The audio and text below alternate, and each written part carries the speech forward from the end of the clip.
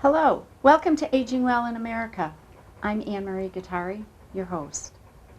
We have with us today an exceptionally exciting guest. Our pets age as we do, and we have a pet masseuse with us today, Allison Mourad. Welcome, Allison. Thank you for coming. Allison, you're going to show us through your company, Artemis Pet Care and Massage, the benefits of massaging our pets, and in your case specifically dogs, as they age. You're not only going to show us the benefits to the pet, him or herself, but also the benefits to the owner, who in many, many cases is an elderly person. Right. So tell us a little bit, first of all, introduce our special guest, Harley. Tell us a little bit about Harley. Harley is a Maltese who's 12 years old. I've had him since he was 4 months old. Amazing. And look at how spry and beautiful he is. I thought he was much, much younger.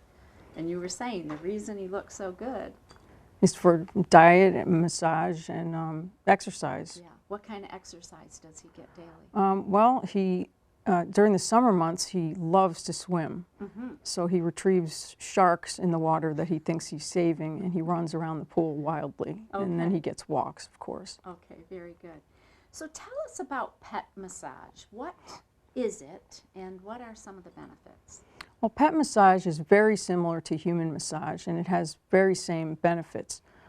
Pet massage is not only the manipulation of the muscles and skin and the tendons and ligaments and tissue and muscles, but its massage is touch with intent. Touch with intent. Right. I like that. What does that mean exactly? Well, that means that you not only have the intent of bringing blood and circulation and oxygen to all the cells, but you also intend on having the dog being emotionally responsive and having his body, mind, and spirit affected through the manipulation of the massage. I mean, what more could you ask for? So, pet massage is not something just anybody. We all, love our dogs. We rub them behind the ears and pat them and pet them like crazy, but that's not massage. It's similar, but it's not massage that you would get from a trained massage pet therapist. It brings equal benefits, not as much though, because you're not focusing on various areas, you're not targeting areas that might have inflammation, and basically the massage is performed in a sequence. Okay, and tell us a little bit, you said a trained and certified. You've gone through some extensive education to be able to do this. Before, you're going to demonstrate on Harley, but before you do, tell us a little bit about your training and education to be able to do this. Okay, there are many schools in the country, not many, but there are several schools in the country that certify you in dog massage. And in order to be certified, you take classes on dog anatomy, kinesiology, which is the movement, the study of movement, as well as dog behavior and the musculature, and as well as body mechanics and dog safety. How extensive, how long of a period of time is the training? Well, I trained for about 6 months, and I went to a school called the Pet Massage Institute, Training and Research Institute in Toledo, Ohio. Oh, okay. And I had to write a paper, I had to do case studies, there were tests to be taken, and then there was a lot of hands-on training at the Pet Massage Institute. Okay, and then after you finished that, then you founded your company, Artemis Pet Care and Massage. And before we put Harley on the table, tell us about Artemis. Well, Artemis is a Greek goddess, and she is known to carry a bow and arrow. So which is your logo. Which is my logo. And she is known as the protectress of young animals and young children. Okay. But she's also a hunter, and she slays big predator-type animals. Okay, those that are going to eat our little guys. Correct. Okay, very good. Well, let's shall we just hop to? Let's see what you do, what is pet massage, sure. How you perform it, and love to see how Harley responds. Okay. Okay, great.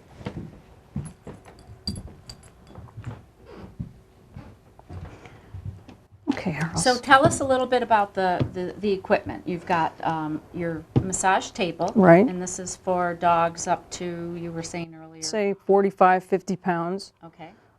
It's also for dogs who don't like being on a table because they might associate it with going to the vet's office. Oh, okay. So dogs that are not able to get on the table or chosen not to be put on the table, they would be massaged on the orthopedic dog mat. Okay. All right. Very good. Well, go ahead. How would you, if you were going to do a massage on a dog that someone hired you to come in to their home and the dog was this size, just take us through the kind of the beginning steps and walk us through how this is done. Okay, well, the massage itself, first of all, you can't just dive into a dog's body and begin manipulating him and touching him. People automatically assume that all dogs like to be pet, and that's not true because all dogs have a personal space that they guard very much so. So I'm coming into their home. They probably have not met me before, so I'm a stranger to them. So what you would do is well, before you get them on the massage table, there's a series of things that would take place. But when they're on the massage table, you would do what's called laying on of hands or passive touch, which is basically you're just touching the dog, and there's a certain sequence that we're taught to do it in. And it brings energy to the dog, and it warms up the dog's muscles by simply just holding the dog very lightly. I can see Harley is already relaxing. So you would basically touch the dog in certain positions, but if you just lay hands on the dog, you're going to provide your energy and warmth, and the dog is going to feel it, and the dog is going to begin to soften and relax. So starting with the passive touch, I would touch Harley here initially, and then I would move to the top of his back here. And you would spend 30 seconds on each position just warming up the dog and getting him used to touching you. Now these are easy, kind of straightforward types of touches and motions that people can do when their dog is just sitting next to them on their couch. Or on Passive touch is great for dogs that have a lot of inflammation and are unable to be really manipulated because they're in a lot of pain. So for example, if you have a dog who is suffering from, say, a hip disorder, and they're not walking very well, and it's really an effort for them to move around, you might just lay your hand over the hip joint and hold it there, and they're experiencing your touch, your warmth, and your energy, which is something I should have mentioned before you even started the massage. You have to bring a positive attitude to the table, and as you know, dogs feed off of human behavior. Yes, they do. So anything that you're experiencing, the dog is going to pick up on that and experience that too. So if you're stressed out or if you're mad at somebody, you should not be doing a dog massage because they're not going to relax and they're going to bring that energy right out of you. Okay, okay. So try to calm yourself down first. Exactly, and that's another thing that's taught. There's breathing techniques that are taught, there's calming techniques, and also the positioning is important.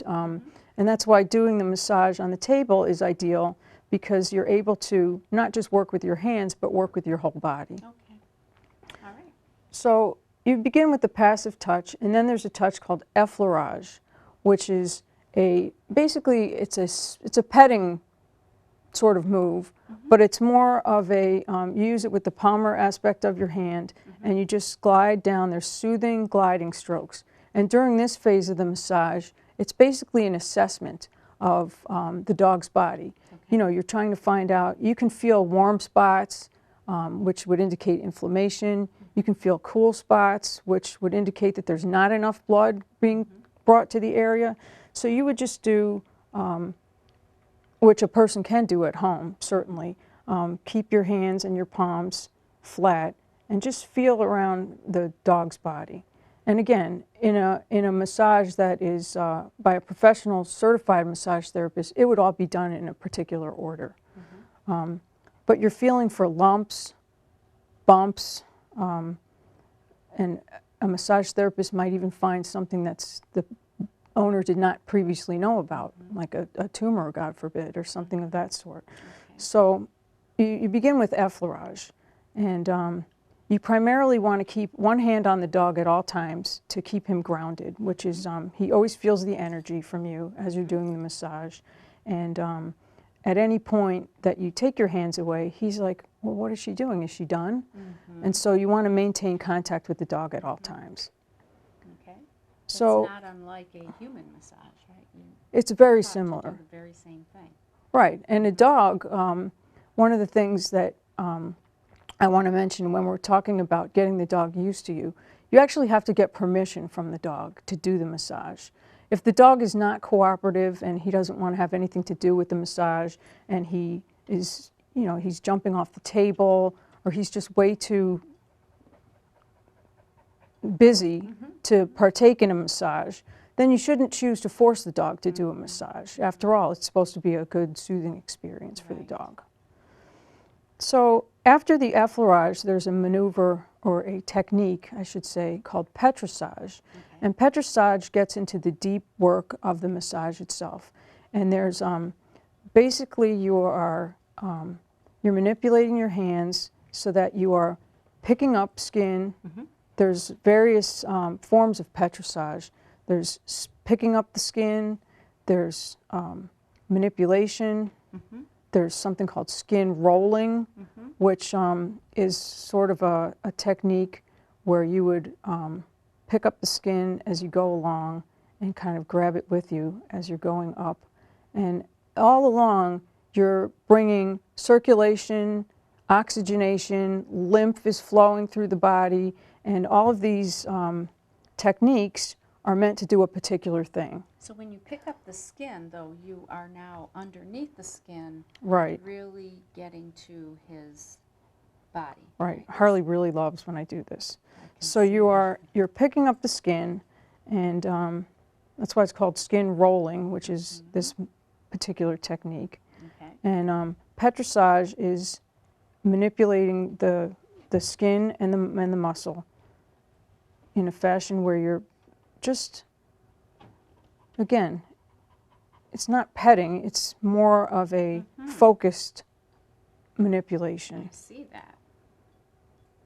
And you can do skin rolling and skin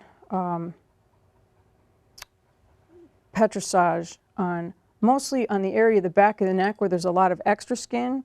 And again, dogs as puppies were carried around like this, so that's very soothing to them to bring the skin in the back of the neck here. Makes them feel protected. Right, it makes them feel protected, and they feel a sense of calm.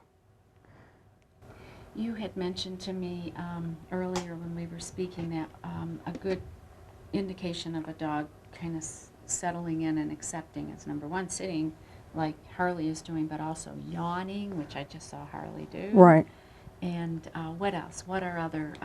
Well, they may begin to move their body into you, presenting to you an area that they want massaged.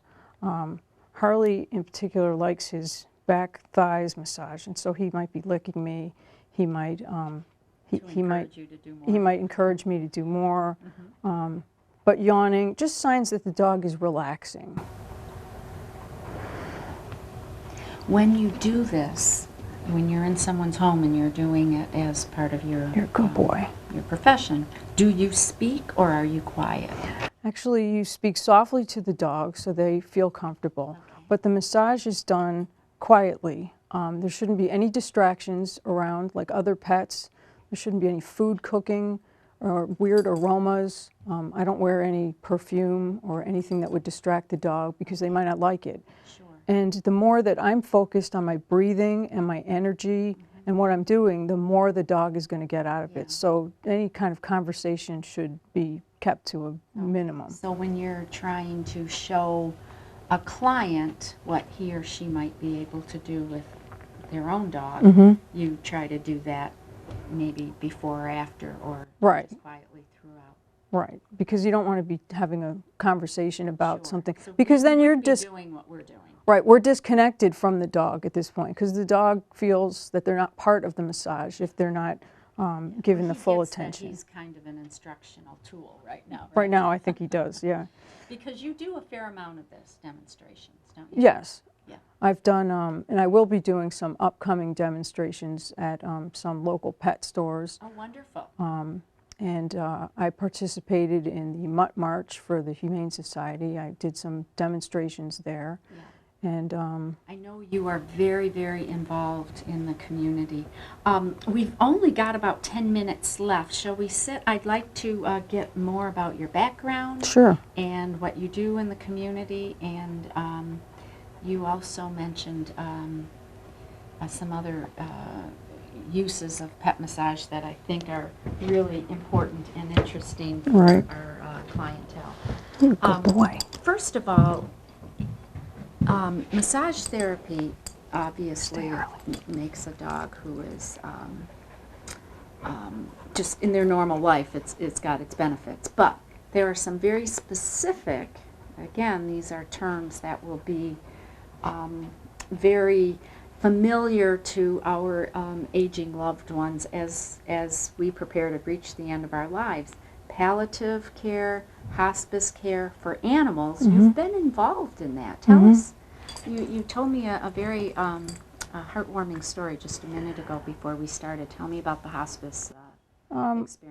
Well, I had been massaging a dog for a few months, and he had received several massages from me because he was elderly. He was a 12-year-old St. Bernard, which is old for a bigger dog. Yes. I would go there and massage him basically to ease his pain and to bring a level of comfort to him during a time that was possibly a transitional time because he wasn't doing well. And it brought some peace to him, and he was able to move a little freer, and it was just making him more comfortable, like hospice care does. So he actually passed, so it was very sad, but it was, he went out of this life with dignity, and he was feeling much better. And he went naturally. Absolutely. His owners did not have to put him down. No, they did not. Which is such a very difficult emotional thing for families to do for a pet. Right, and you shouldn't have to put a pet down unless they are in such pain or, you know, it's medically really necessary, or you just cannot take care of the dog anymore because it would be detrimental to the dog. And again, dogs tend to hold on for their owners. So a dog may be in a lot more pain than you even think, but they're trying to please you, so they will, despite their own discomfort, they will continue to hold on. So not only, so pet massage then is really, really beneficial to a dog that is at the very, very end stages of their lives. Absolutely. As you said, and it can really help the family too, the owner, right, with that grieving process. Right. It brings the human to animal bond gets a lot stronger, and an owner who is taught to provide some basic massage techniques to their dog, it will give them a sense of peace that they're helping their dogs, and the dog experiences some good energy and feels that, you know, they're really being taken care of. Sure. So a dog that, so who would be the really good candidates for pet massage? Dogs that maybe have had surgery, that are experiencing some end-of-life transitional period. Right. What else? You mentioned athletic dogs that maybe hunt or run a lot. Athletic dogs. I do some pre- and post-event massages on dogs that participate in agility events, different sort of tracking events. So just like a human who is an athlete, for performance issues, you want to warm up the dog's muscles before they become involved in explosive energy techniques. Similar to therapy dogs and service dogs who are always working. They're always stressed out because they're always on. And so a massage for them, they're always tensed up. So a massage for them is not only, you know, it's soothing, but it's also beneficial to their muscles that they're constantly using. I just noticed something. This dog has not said boo since we've started, really since you walked into the studio. Is that because he is so calm, or is he just a naturally quiet dog? He's naturally kind of quiet, but he's very calm right now. He's sometimes he gets a little fidgety, but again, he knows that he's loved. He feels that through the massage that he's being comforted, and he's very relaxed. He couldn't look happier. Well, tell us about yourself, Allison. How did you come to start a pet care and massage business? It's a fairly new career for you. Right. You have a whole different career before that, which I know our viewers will find fascinating. Right. So tell us a little bit about yourself. Well, I recently retired after 24 years as an FBI agent. An FBI agent? Yes. Okay. So that's a little different than the line of work that I'm doing right now. It's a little more relaxing, but I had a passion for animals. I always have, particularly dogs. And so I wanted to bring back to the dogs what dogs have done for me my whole life. So I transitioned and thought, what can I do after my FBI career that would, allow me to give back to dogs? And so I found out about dog massage, and I began studying that. Excuse me, how old is Artemis? Artemis began officially in January of 2015. Oh, you're very, very new. So prior to that, I had been doing free dog massages since I got certified in the summer of 2013. Okay. And I was providing free massages to clients in the community, as well as volunteering at the Grosse Pointe Animal Adoption Society. I provide massages for the dogs there. Yes. The dogs in a shelter environment. Which obviously they need as Right. much love and attention as possible. So you are very involved in the community in terms of animal assistance and goodwill for animals. Tell us a little bit more about some of the things that you're doing. Well, I've done, I have taught people how to do some massage, and I participate in the Chamber of Commerce and The Grosse Pointe. the Grosse Pointe Chamber of Commerce, and through them they have various activities, and the Grosse Pointe, I believe, Village Association is having a sidewalk sale, which I will be having a vendor booth at, and I will be that's great. providing free dog massages there. And So that's later this summer. that's July 24th and 5th, I believe. Okay. Right. Great. Wonderful. And then, as you also mentioned, you are doing some events at pet stores, Right. pet food stores in the local area Right. as well. Yeah, I'm going to be doing something, I believe, at the Bow Wow Boutique, which during their ice cream social, Okay. and That's on Mac? Yes. Just north in of Grosse 8 Mile, Pointe I Woods. believe. Yep. Yes. Mhm. So, people can learn. People need to learn about pet massage a little more. Everybody's like, why would my dog need a massage? Well, I'm here to tell them why their dog would need a massage, and so is Harley. Sure. And so is Harley. And people can reach you, obviously. You've got a wonderful website with Thank you. lots of photos, lots of examples of the good work you're doing. Your phone number is on our screen here. And we thank you again for Thank you for having coming, me. and we wish you the very best of luck. And I got to hold this little guy. Will he Thank you. come to me, do you think? Sure, it will. Oh, Harley, what a treasure you are. Thank you for okay, joining Harley. us in another edition of Aging Well in America. We'll see you next time. Bye now.